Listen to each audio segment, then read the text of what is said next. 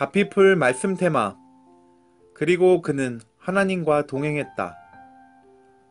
아무것도 무서운 줄 모르고 야생마처럼 질주하던 30대의 나를 잠시 멈춰서도록 한 말씀이 바로 에녹에 대한 기록이다.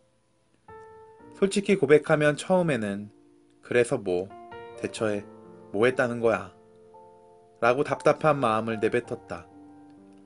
눈을 부릅뜨고 본들 에녹이 한 일은 두 가지뿐이었다.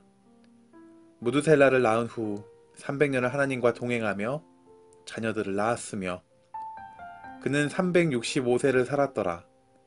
에녹이 하나님과 동행하더니 하나님이 그를 데려가심으로 세상에 있지 아니하였더라.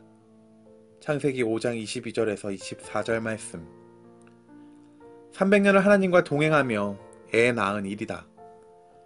이런 간단한 이야기를 성경에 왜 써놓았을까 싶었다. 일단 자녀를 낳는 일, 누구나 다 하는 일 아닌가? 그리고 그는 하나님과 동행했다.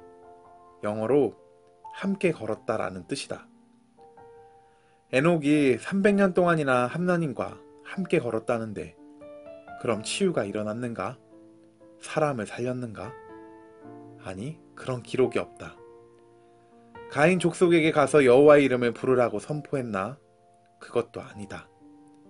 그럼 대체 뭘 한 건가? 하나님과 동행했다는 말이 도대체 무슨 뜻인가? 이 말씀의 깊이는 본문의 배경과 흐름을 얼마나 이해하느냐에 밀접하게 연관이 있다.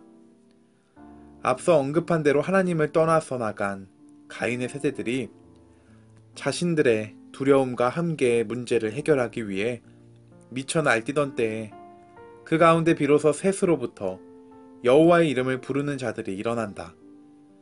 비교하자면 상대적으로 너무 연약하고 보잘것없는 셋의 자손 가운데 에녹이 나온 것이다. 하나님과 동행한 자. 에녹하면 다음 말씀이 떠오른다. 믿음으로 에녹은 죽음을 보지 않고 옮겨졌으니 하나님이 그를 옮기심으로 다시 보이지 아니하였느니라. 그는 옮겨지기 전에 하나님을 기쁘시게 하는 자라 하는 증거를 받았느니라.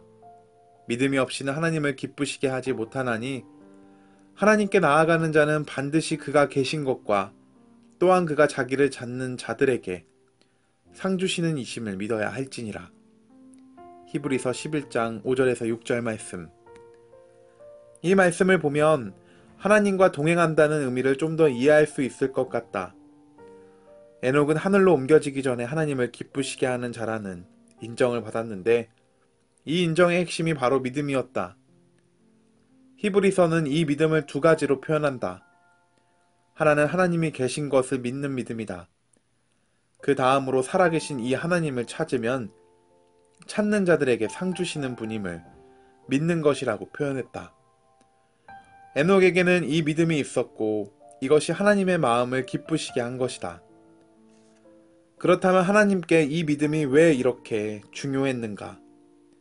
에녹이 살던 때에 하나님을 떠나서 나간 가인의 세대들 가운데는 아무도 하나님이 계신 것을 인정하지 않았고 아무도 살아계신 하나님을 찾지 않았다. 그때 에녹은 하나님이 계신 것을 믿고 그 하나님을 찾았다. 그리고 그 하나님과 동행했다. 우리가 만약 누군가와 동행하기 원한다면, 여정을 함께하기 원한다면 목적지가 같아야 한다. 그 목적지를 향해 같은 마음, 같은 속도로 길을 가야만 동행이 가능하다. 그리고 이 동행의 여정에서 서로 마음과 생각이 깊은 것들을 함께 나누는 교제가 이루어진다. 이제 좀 그림이 그려지는가? 모두가 하나님을 떠난 그 시대의 한 사람, 에녹이 하나님과 마음과 생각을 나누며 300년간 동행하며 하나님의 위로가 되었던 것이다. 이 동행이야말로 하나님이 우리를 창조하신 목적이다. 하나님께서 이 동행을 얼마나 좋아하셨으면 에녹을 그냥 데려가셨을까? 짧고도 강력한 에녹의 생애의 기록을 대하면서 마음이 먹먹해졌던 기억이 난다. 그리고 내 안에 미숙하지만 한 가지 간절한 소원과 확신이 일어났다. 뭔가 크고 대단한 일, 놀라운 사역을 통해 하나님에게 감동을 드리고 기쁨이 되고 싶어 했던 내게 이 메시지는 신선한 충격이었다. 하나님이 가장 기뻐하시는 것은 그분과 함께하는 것이다. 사실 하나님과 함께하는 동행의 여정 가운데 사역은 자연스럽게 일어난다. 우리 믿음의 반응과 순종을 통해 그분이 이루어 가신다. 이 믿음이 들어온 것이다. 물론 이 동행의 의미가 삶의 실제적인 자리에서 구체적으로 풀어지는 데에는 또 다른 차원의 도전이 요구된다. 하지만 핵심은 그분과 함께 깊은 것을 나누며 그분의 의중을 따라 행하는 것이다. 하나님과 동행한 에녹의 삶은 믿음의 조상 아브라함 안에서 좀 더 구체적으로 나타난다. 그것은 말씀을 따라 한 발 한 발 하나님의 인도하심을 따라가는 여정이다. 하나님과 동행한다는 것은 그분의 말씀을 따라 목자의 음성과 인도하심을 쫓아가는 삶이라고 할 수 있다.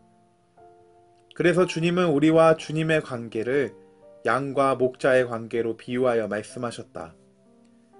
양은 그의 음성을 듣나니. 요한복음 10장 3절 말씀. 어떻게 동행할 것인가? 우리를 인도하시는 주님의 음성을 따라가는 것이다.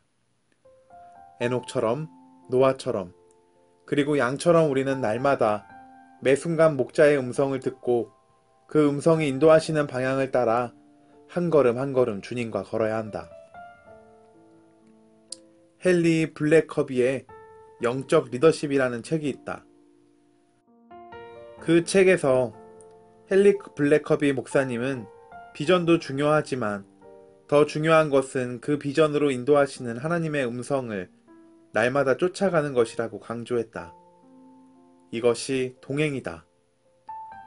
하나님이 동행하시는 삶으로 나아가는 것이다.